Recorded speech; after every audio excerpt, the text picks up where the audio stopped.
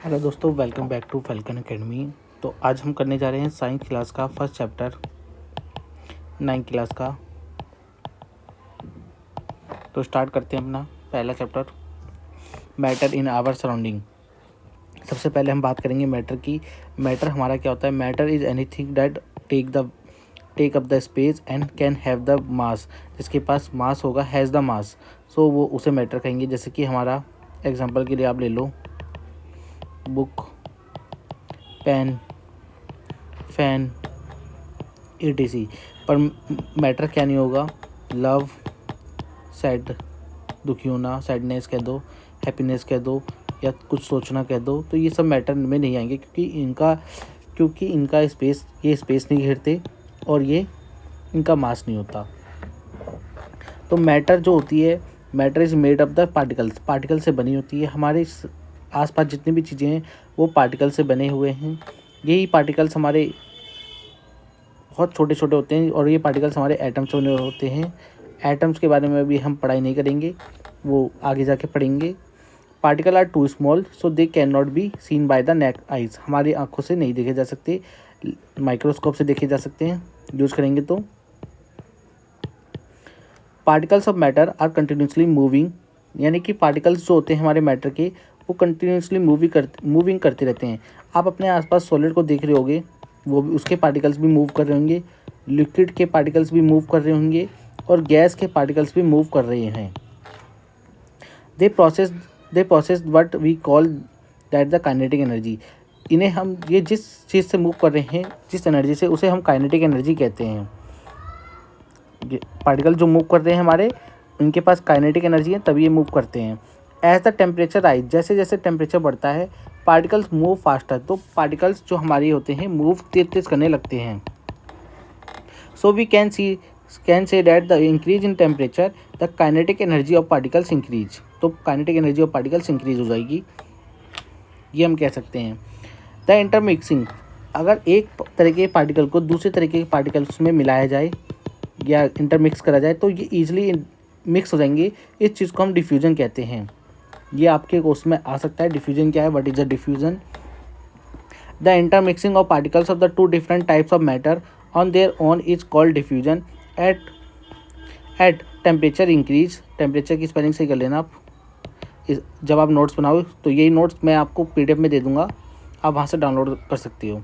Increase in diffusion, जैसे जैसे temperature बढ़ेगा हमारा डिफ्यूजन भी तेज होता जाएगा, तो पार्टिकल्स तेज मूव डिफ्यूज़ होते जाएंगे, एक पार्टिकल दूसरे में मिक्स होते रहेंगे। जैसे आप वाटर प्लस शुगर को मिलाते हो घर में चाय बनाने के लिए, गैस पे को जितनी तेज़ गर्म करोगे तो चीनी उतनी तेज़ हमारी जल्दी जल्दी मिक्स हो जाएगी। Particles of matter attract each other because of the force of attraction.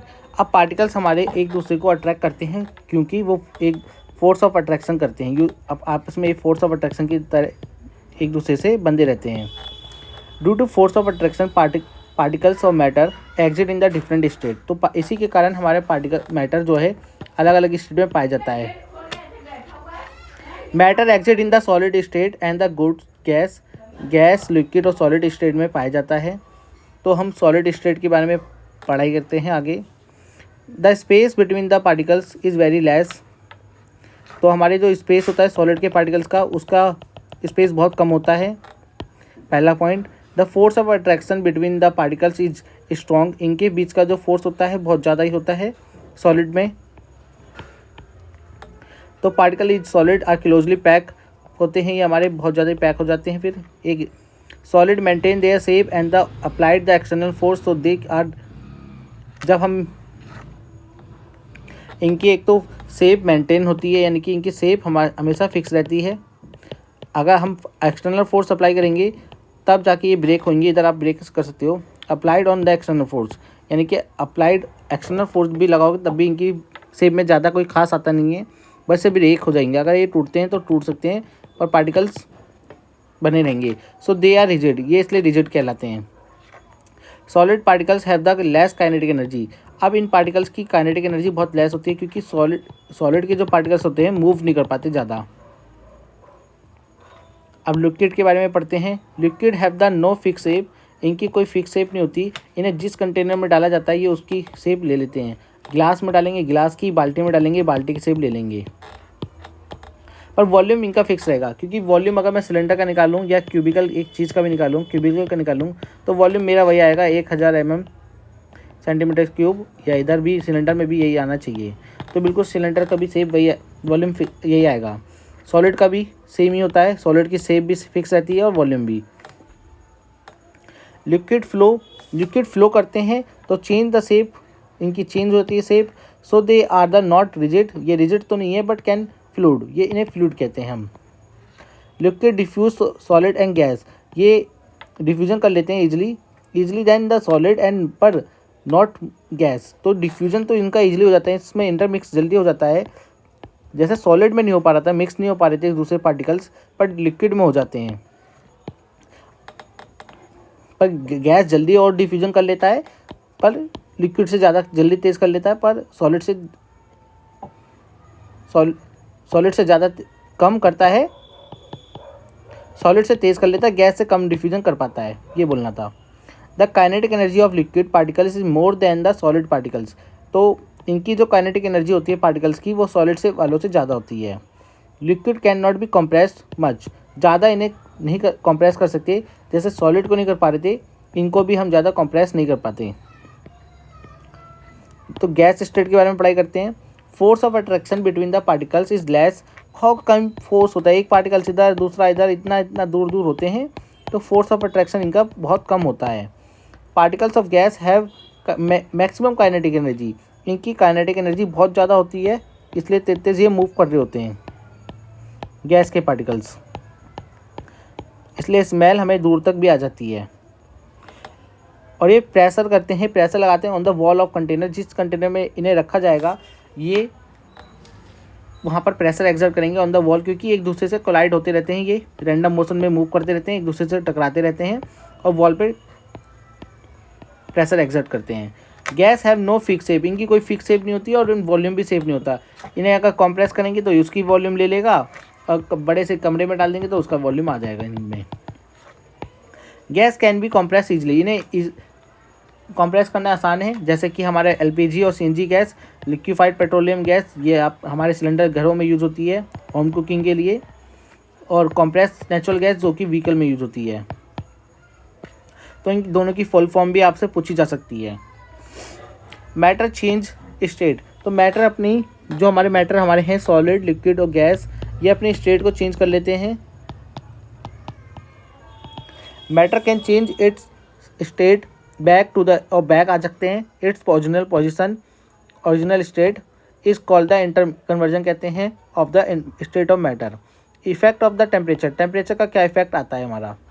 On increasing the temperature, solid के जो पार्टिकल्स होंगे, solid the kinetic energy of particles increase, solid के पार्टिकल्स की काइनेटिक एनर्जी धीरे धीरे बढ़ेगी, तो धीरे धीरे जब वो काइनेटिक एनर्जी बढ़ेगी तो पार्टिकल्स हमारे मूव हो जाएंगे, एक सरफेस वो अपना सरफेस छोड़ देंगे, जिसे हम लिक्विड की फॉर्म में उसे प्राप्त कर लेंगे।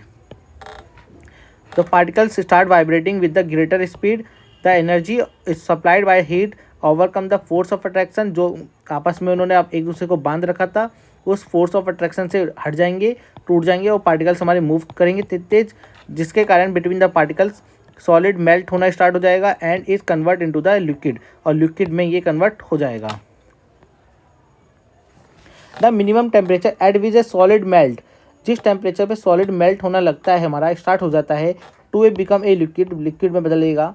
Eight the time atmospheric pressure, हमारा एटमॉस्फेरिक प्रेशर सेम रहना चाहिए, is called the melting point. हमारा जो eight atmospheric pressure, room atmospheric pressure लिख लो आप यहाँ पर, तो कांस्टेंट रहना चाहिए, यानी कि एटमॉस्फेरिक प्रेशर को चेंज नहीं करना है हमें, is called the melting point of that substance कहेंगे हम। द प्रोसेस ऑफ मेल्टिंग, अब जैसे हम अपना मेल्टिंग कर रहे थे कोई भी सॉलिड को, तो कुछ जो हमारा टेम्परेचर रिमेन सेम जा रहा था, जैसे जैसे हम अपने पार्टिकल्स को हीट भी करे जा रहे थे तो हमारा टेम्परेचर सेम रह रहा था। ये क्यों रह रहा है, इसका कारण हम जानेंगे, नीचे ये कारण है। The process of melting that is change of solid state to liquid is called fusion. Solid से लिक्विड में जाना इस प्रोसेस को फ्यूजन कहते हैं। सॉलिड से लिक्विड में जाने को, और जिस टेम्परेचर पे जा रहा है उसे मेल्टिंग पॉइंट कहते हैं। ये दो टर्म जरूर याद कर लेना। During the process of melting इस टेम्परेचर रिमेन सेम था हमारा, some due to the hidden heat, जबकि जो हमारी हीट हम दिए जा रहे थे सवाल उसको, which break the force of attraction between the molecules in the known as the latent heat. तो यानी कि जब हम पार्टिकल्स को ब्रेक कर रहे थे, पार्टिकल के फोर्स ऑफ अट्रैक्शन को हटा रहे थे, हम हीट दे रहे थे, हीट एनर्जी दे रहे थे। तो हीट एनर्जी का यूज़ कहाँ हुआ? फोर्स ऑफ अट्रैक्शन को तोड़ने में।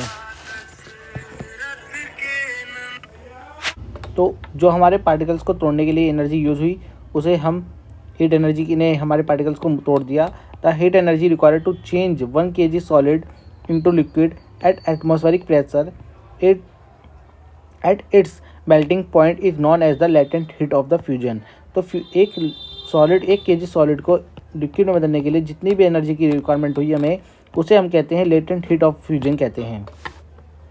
क्योंकि प्रोसेस को हम फ्यूजन कह रहे थे तो इसलिए हमारी लेटेंट हीट फ्यूजन उसे कहते हैं, क्योंकि हमें एनर्जी की ज़रूरत पड़ी पार्टिकल्स के फोर्स ऑफ अट्रैक्शन को तोड़ने के लिए। The temperature at which a liquid start boiling, जिस टेम्परेचर पे लिक्विड स्टार्ट हो जाता है बॉइलिंग करना, at atmospheric pressure is called the boiling point of that substance, यानी कि उसे बॉइलिंग पॉइंट कहते हैं। Latent heat of the vaporization, अब लिक्विड के बीच, जैसे कि हमारा लिक्विड है, सॉलिड से लिक्विड में आया, तो फोर्स ऑफ अट्रैक्शन अभी भी हमारा है, तो हमने हीट और दी, तो कुछ एनर्जी हमारे इसे ब्रेक करने में लग गई और ये वेपर बन गई। उसके बाद ये वेपर बन गई, तो इस हीट एनर्जी को हम कहेंगे लेटेंट हीट ऑफ वेपराइजेशन, क्योंकि हमारी एनर्जी को हमारे पार्टिकल्स को फोर्स ऑफ अट्रैक्शन में तोड़ने में यूज हुई है। The heat energy gas required to convert 1 kg of liquid into gas at atmospheric pressure at its boiling point is known as the latent heat of vaporization कहते हैं। The process in which the gas and cooling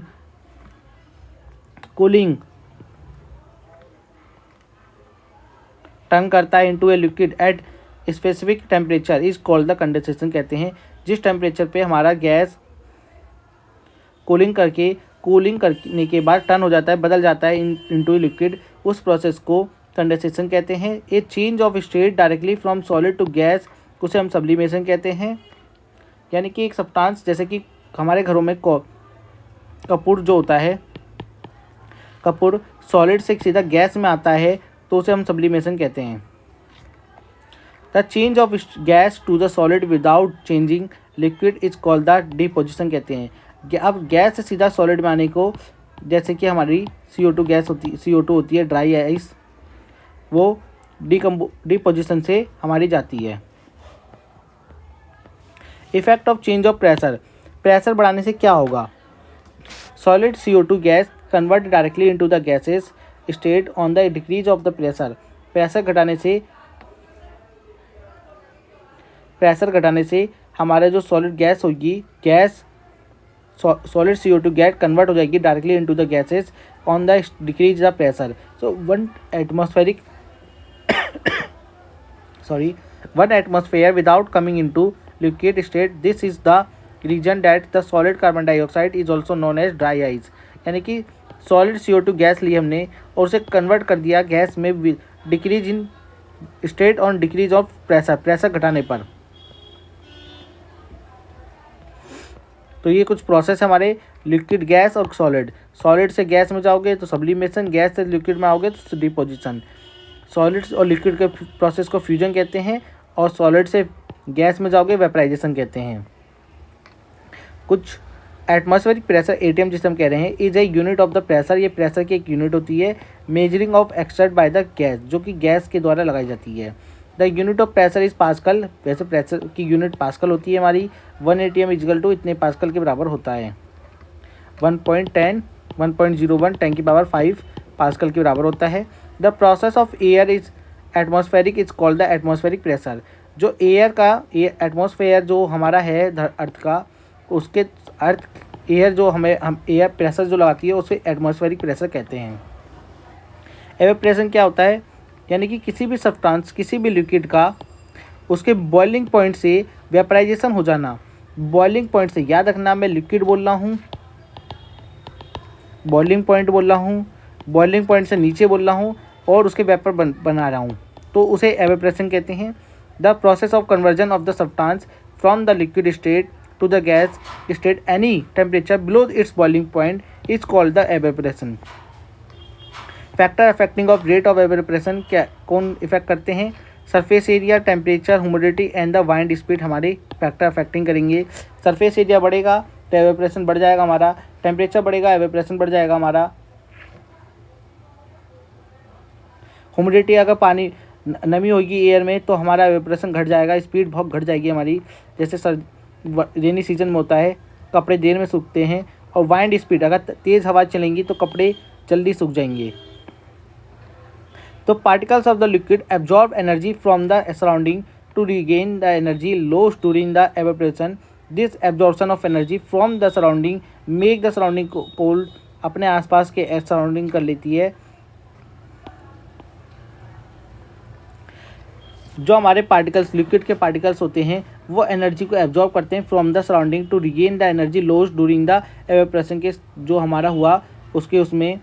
तो this absorption of energy from the surrounding make the surrounding cooled, और अपने आसपास की energy को cold कर लेते हैं। इस प्रोसेस को एवेपोरेशन कहते हैं। The other form of matter exit, क्या फॉर्म हमारी दो मैटर और एग्जिट होती हैं हमारी, प्लाज्मा और बॉस आइंस्टाइन कंडेंसेट स्टेट कहते हैं, BEC जिसे हम लिखते हैं। This particles are in the form of the ionized gas के रूप में होते हैं। द फ्लोरेसेंट ट्यूब और नियॉन साइन बल्ब में ये कंसिस्ट होते हैं plasma. BEC is form by the cooling gas by extremely low density to the super low temperature पे। बस आप इतना लिख देना, तब भी आपके नंबर मिल जाएंगे। सम इम्पॉर्टेंट मेजरमेंट, मास का kg, टेम्परेचर केल्विन होता है,